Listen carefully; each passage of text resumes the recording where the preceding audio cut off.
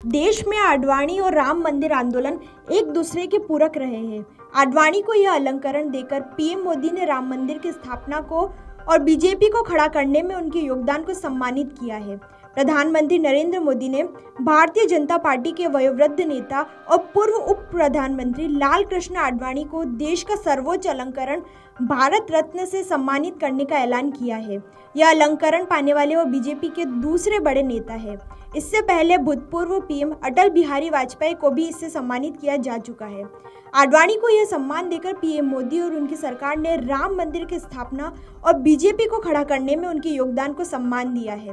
PM ने इसके जरिए यह भी बताने की कोशिश की है कि देश के लिए किया गया बलिदान और कार्य कभी व्यर्थ नहीं जाता। देश में आडवाणी और राम मंदिर आंदोलन एक दूसरे के पूरक रहे हैं और बीजेपी उसका एक माध्यम रही है।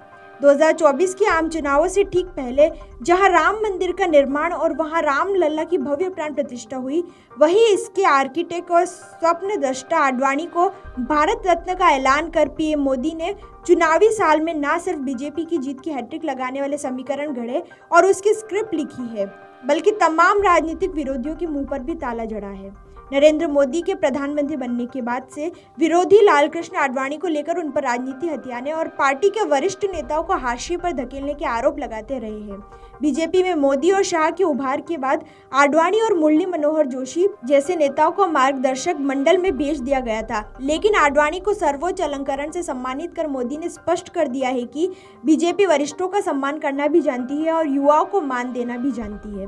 विधानसभा चुनाव के बाद जब 3 राज्यों में बीजेपी की सरकार बनी तो मोदी, शाह और नड्डा की अगुवाई वाली बीजेपी ने युवा चेहरों पर भरोसा किया और कम चर्चित चेहरों को मुख्यमंत्री बनाया। इससे युवाओं के मन में बीजेपी के प्रति लगाव पैदा हुआ है।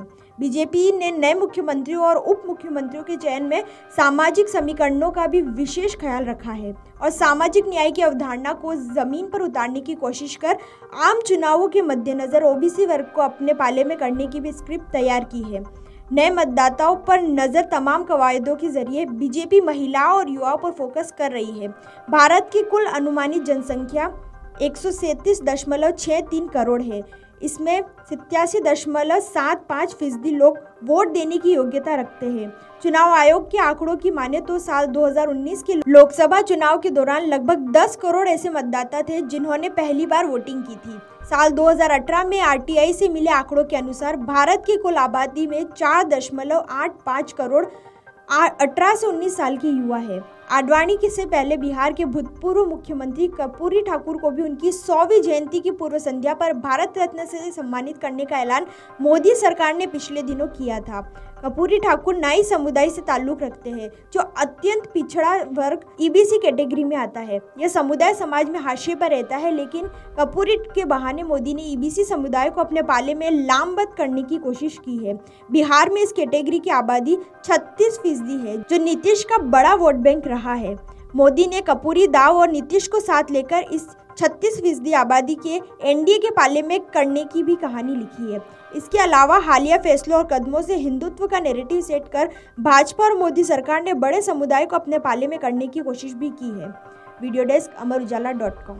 अगर आप ये वीडियो YouTube पर देख रहे हैं तो हमारे चैनल को सब्सक्राइब करें और बेल आइकन को दबाना ना भूलें। अगर आप Facebook पर ये वीडियो देख रहे हैं तो हमारे पेज को लाइक करें।